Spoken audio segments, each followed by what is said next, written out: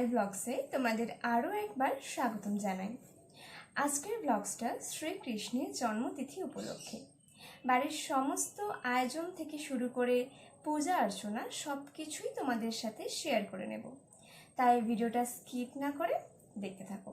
পুজোর শুরুতেই আমি শ্রী বিগ্রহগুলি ভালো করে পরিষ্কার করে নেব, আর এর জন্য আমি একটি পাত্রে তিলক মাটি আর কিছুটা পরিমাণ লেবু নিয়ে নিয়েছি।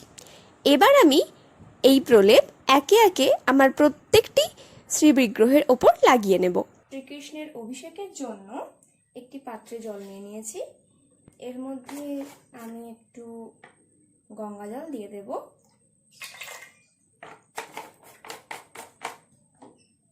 তারপর একটু দুধ দিয়ে দেব।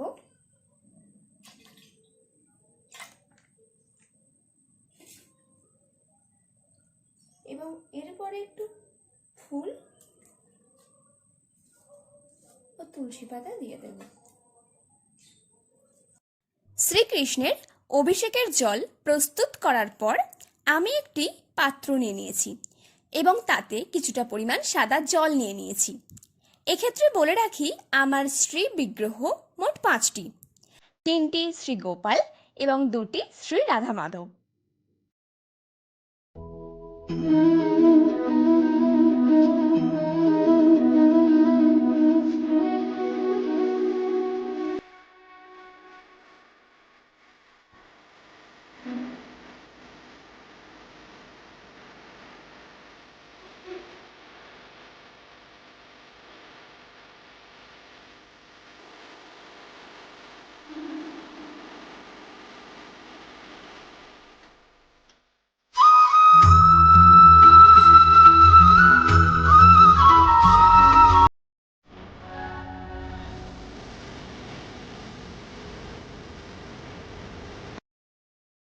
স্নানের পরেই আমি আমার গোপালদের সাজ সরঞ্জাম একদম রেডি করে নিয়েছি। স্নানের পর আমি আমার প্রত্যেকটি গোপালকে পোশাক পরিয়ে দিয়েছি। এরপর একে একে সবাইকে আমি গলার হার, কানের দুল, মাথার চুল, হাতের বালা ও মুকুট পরিয়ে দেব। তোমরা এখানে যে গয়নাগুলো দেখছো সেগুলোর কিছু কিছু আমি বড় বাজার থেকে এনেছিলাম, আর কিছুটা আমি দশকর্মা ভাণ্ডার থেকে কিনে এনেছিলাম। দেখো, আমার গোপাল সাজানো পুরো কমপ্লিট। পুজোর জন্য আমি একদম রেডি হয়ে গেছি, দেখতেই পাচ্ছ শাড়ি পরেছি। আর আমার মা এখনও রেডি না, কারণ মা নিচে রান্নাঘরে কিছু পুজোর খাবার দাবার বানাচ্ছে ঠাকুরের জন্য। আর আমার নিচেও অনেকগুলো কাজ রয়েছে, সেগুলো কমপ্লিট করার পরেই আমরা আমাদের পুজো শুরু করব। তো চলো দেখাই। ভাজা করে বেগুন ভাজা করছি।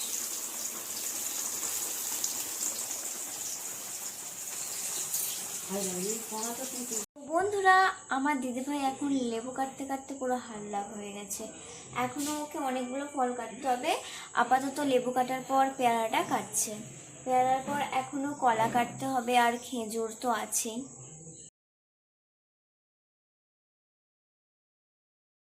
এরপর একটি পাত্রে আমি ফুলের মালা ও ফুলগুলি সুন্দর করে সাজিয়ে নিয়েছি। তোমরা নিশ্চয়ই জানো, কৃষ্ণ পুজোতে একটা হলেও পদ্ম ফুল দিতে হয়, আর সেটা যদি একান্তই না পাওয়া যায় তাহলে তোমরা গোলাপ ফুলও দিতে পারো। মায়ের রান্না ওইদিকে প্রায় অর্ধেকের বেশি হয়ে গেছে, আর এই দিকে আমি পুজোর একটা একটা করে জোগাড় সারছিলাম। আজকে বনু আমাকে কাজের দিক থেকে অনেকটাই হেল্প করেছিল। জন্মাষ্টমীর জন্য আমাদের বাড়িতে আজকে অনেক রান্নাবান্না হয়েছিল। সেগুলোর মধ্যে ছিল লুচি, আলু ভাজা, বেগুন ভাজা, পটল ভাজা, ছোলার ডাল, আলুর দম, সুজি, পায়েস আর চাটনি, আর ছিল তালের বড়া আর ভাজা পিঠে। পুজোর থালা সাজিয়ে নেবার পর আমার আর একটি কাজ বাকি ছিল, সেটি হলো ভগবানের জন্য পঞ্চামৃত তৈরি করা। এখন আমাকে বোন ওদিক থেকে জিজ্ঞাসা করছিল আমি এটা কি করছি, তাই আমি ওকে বোঝাচ্ছিলাম আমি এটা পঞ্চামৃত বানাচ্ছি। এর মধ্যে আমি নিয়ে নিয়েছি দুধ, দই, চিনি, মধু এবং ঘি। এটা পুরোপুরি তৈরি হবার পর এর মধ্যে আমি সামান্য একটু গঙ্গা জল দিয়ে দেব আর 2 থেকে 3টি তুলসী পাতা দিয়ে দেব। বাপির বাড়ি ফিরতে একটু লেট হয়েছিল, তাই জন্য আমি একটু দেরি করেই পুজো শুরু করেছিলাম। যেহেতু এটা আমার বাড়ির গোপাল, সেজন্য প্রতি বছর আমি নিজেই কৃষ্ণ পুজো করে থাকি। এই দিন আমাদের বাড়িতে পুজো দেখতে এসেছিল আমার ছোট কাকিমা, বড় জ্যাঠিমা, মেজ জ্যাঠিমা, দাদা আর ছিল আমার ভাই বোনেরা। বাড়ির সবাই মিলে একসাথে পুজো দেখছে, সেটা কার না ভালো লাগে বলো? আমার তো এই মুহূর্তটা বেশ লাগছিল।